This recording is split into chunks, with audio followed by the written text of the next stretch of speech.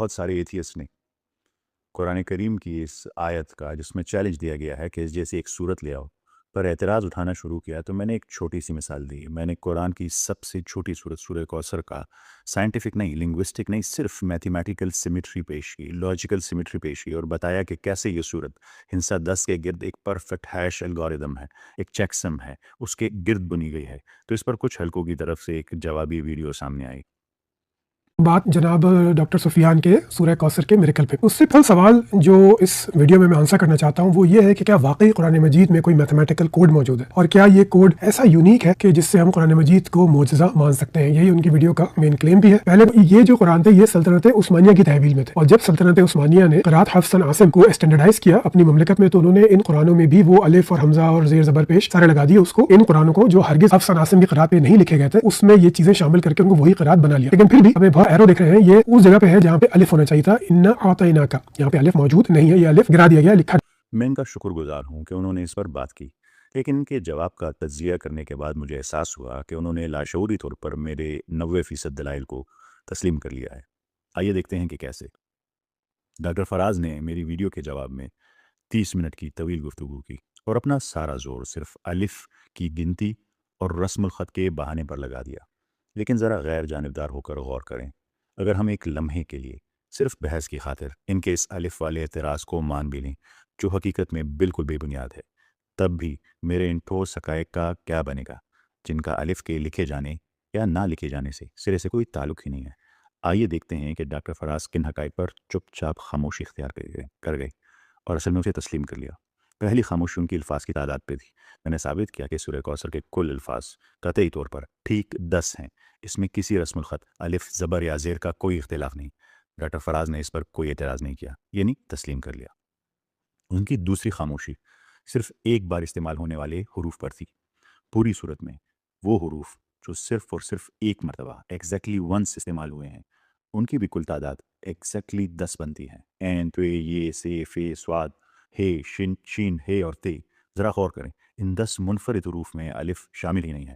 یہ رسم الخط کی بحث سے مکمل آزاد ہیں۔ اس ناقابل یقین اور پیچیدہ میتھمیٹیکل پیٹرن پر ڈاکٹر فراز کے پاس کہنے کے لیے ایک لفظ نہیں تھا۔ تیسری خاموشی حرف رے کی پوزیشن پر تھی۔ سورت کی تینوں آیات کا اختتام حرف رے پر ہوتا ہے، یعنی کوثر، نہر اور ابتر، اور عربی حروف تہجین الفابیٹیکل آرڈر میں حرف رے کا نمبر بھی بالکل 10 ہے، یعنی الف، بے، تے، سے، جیم، ہے، خے، دال، زال اور رے۔ کیا یہ بھی محض اتفاق تھا؟ اس پر بھی ڈاکٹر فراز کی طرف سے مکمل اور گہری خاموشی چھائی رہی۔ اب آپ خود فیصلہ کریں، ڈاکٹر فراز نے حقائق کی اس پوری ناقابل تسخیر عمارت کے ساتھ کیا کیا؟ انہوں نے اس پوری ملٹی لیئر سٹرکچر کو چیلنج کرنے کی بجائے صرف ایک اینٹ، صرف ایک الف کو پکڑا تاکہ عام لوگوں کے ذہنوں میں شک پیدا کر سکے۔ لیکن سورہ کوثر کا یہ حسابی، یہ ہیش الگوریتم الف کے بغیر بھی اتنی مضبوطی سے اپنی جگہ قائم ہے۔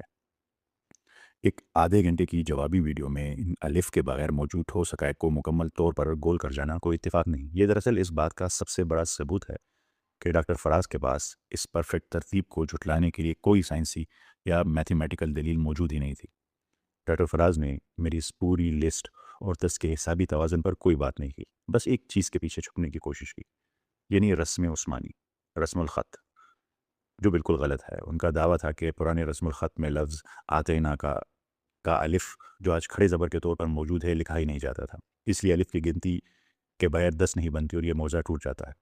یہ اعتراض قرآن کی تاریخ، 7ویں صدی کے رسم الخط اور سب سے بڑھ کر عربی گرامر یعنی اس کے لنگوسٹک سے مکمل ناواقفیت کا ثبوت ہے۔ آئیے میں آپ کو اس کے علمی اور منطقی جواب دیتا ہوں، جس کے بعد یہ اعتراض ریت کی دیوار ثابت ہوگا۔ ڈاکٹر فراز کا کہنا ہے کہ پرانے نسخوں میں الف لکھا نہیں تھا، لیکن سوال یہ ہے کہ کیا نبی کریم صلی اللہ علیہ وآلہ وسلم اور صحابہ کرام اسے بغیر الف کے پڑھتے تھے؟ ہرگز نہیں۔ آئیے عربی گرامر یعنی علم صرف نحو سے اس الفاظ کا پوسٹ مارٹم کرتے ہیں۔ لفظ ہے آتینا کا، یہ 3 حصوں سے مل کر بنا ہے۔ آتا یعنی دیا، پھر نا، نون اور الف، ہم نے یعنی فرسٹ پرسن پلورل پروناؤن ہے یہ، اور پھر ہے کاف، تجھے۔ عربی گرامر کا اٹل اصول ہے کہ جب ماضی کے صیغے میں ہم یا وی کا استعمال ہوتا ہے تو اس کے آخر میں نا یعنی نون اور الف آتا ہے۔ اگر ہم اس سے الف نکال دیں تو اسے صرف نون زبر کے ساتھ پڑھیں تو عربی زبان میں اس کا معنی ہی بدل جائے گا اور یہ قواعد کے لحاظ سے غلط ہو جائے گا۔ لہٰذا لنگوسٹکس اور گرامر یہ چیخ چیخ کر گواہی دے رہی ہے کہ نبی کریم صلی اللہ علیہ وآلہ وسلم اور صحابہ کرام نے جب بھی یہ صورت پڑھی اس میں الف موجود تھا اور پوری طاقت فونیٹک ریئلٹی کے ساتھ پڑھا جاتا تھا۔ 7ویں صدی عیسوی میں عربوں کا رسم الخط بہت ابتدائی شکل میں تھا۔ وہ حروف کو اس کی اسکیلیٹل یا ڈھانچے کی صورت میں لکھتے تھے۔ اس دور میں کسی لفظ کے درمیان آنے والے الف کو نہ لکھنا عربوں کا ایک عام رواج تھا۔ جیسے شارٹ ہینڈ، آج کل بھی شارٹ ہینڈ رائٹنگ ہوتی ہے، ایسے شارٹ ہینڈ تھا۔ آئیے اسی قرآن سے ٹھوس مثالیں دیکھتے ہیں۔ قرآن میں لفظ السماوات، آسمان، پرانے نسخوں میں الف کے بغیر لکھا جاتا تھا۔ الف غائب تھا اس میں۔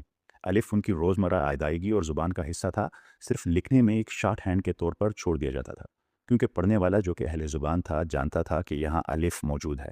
قرآن ایک اورل وحی ہے اور رسم الخط صرف اسی آواز کو محفوظ کرنے کا ایک انسانی خاکہ تھا۔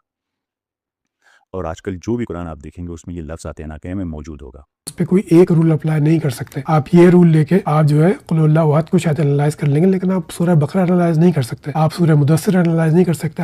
اگر آپ کو لگتا ہے کہ سورہ کوثر یہ حسابی توازن موضوع ایک اتفاق ہے کیونکہ وہ چھوٹی صورت ہے، تو آئیے میں آپ کو قرآن کے میکرو لیول کے موضوع کی طرف لے کر جاتا ہوں۔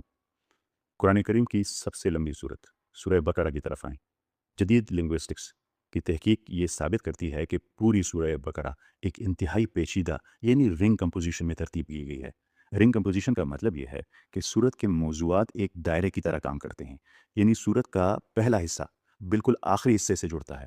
سورت کا آغاز آیت 1 سے 20 ایمان والوں لوگوں کا ذکر کرتا ہے۔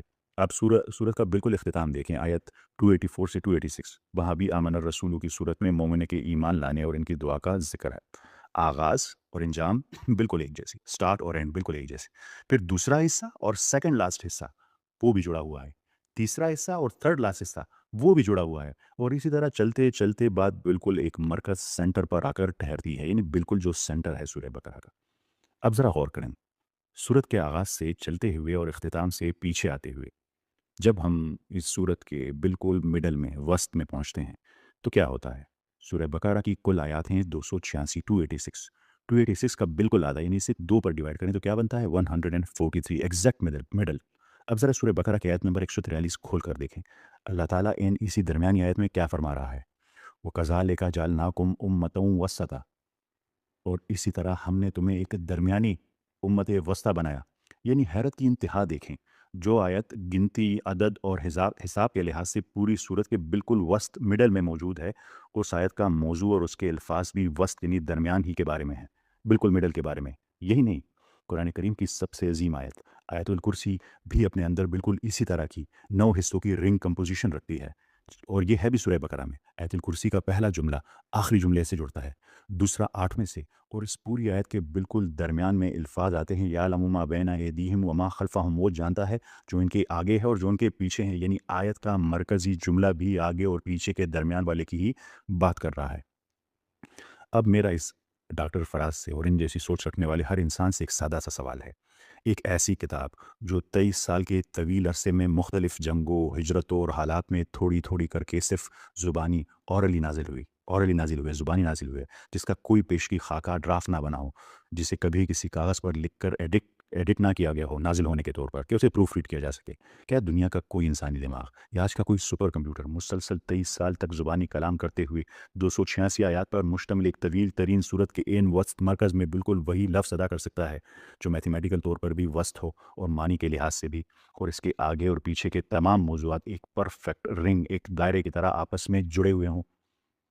یہ ہے وہ آپٹیمائزیشن پرابلم، اور یہ ہے وہ انٹلیکچوئل ڈیزائن جسے دیکھ کر بڑی بڑی عقلیں دنگ رہ جاتی ہیں، اور یہی قرآن کا وہ چیلنج ہے جس کا جواب 1400 سال سے نہ کوئی لا سکا اور نہ قیامت تک لا سکے گا۔ ایک الف سے آپ کی جان نہیں چھوٹے گی۔ میریکل آف 19 کی بنیاد کیا تھی؟ اب اسکرین پہ دیکھ رہے ہیں، میں نے ایک آیت لگائی ہے سورہ مدثر کی، سورہ 74 ہے، اس رشد خلیفہ یہ کہتے تھے کہ اس آیت سے مجھے خیال آیا کہ یہ جو نمبر 19 ہے اس میں کوئی خاص بات ہے، پھر انہوں نے پورا اس پہ اپنا ایک تھیسس کھڑا کیا۔ اپنی ویڈیو میں ڈاکٹر فراز نے ارشاد خلیفہ کے کوڈ 19 اور بائبل کے کوڈ 7 کا لمبا چوڑا ذکر کیا۔ میں بڑی حیرت سے سن رہا تھا کیونکہ میں نے اپنی پوری ویڈیو میں کسی کوڈ 19 یا کوڈ 7 کا ذکر تک نہیں کیا۔ اسے منطق کی زبان میں، اسے لاجک کی زبان میں اسٹرا مین فیلیسی کہتے ہیں، یعنی مخالف کے منہ میں وہ بات ڈالنا جو اس نے کہی ہی نہیں، اور پھر اسے غلط ثابت کر کر جشن منانا کہ ہم جیت گئے۔ میں نے اس کا ذکر بھی نہیں کیا اپنی پوری پچھلی ویڈیو میں۔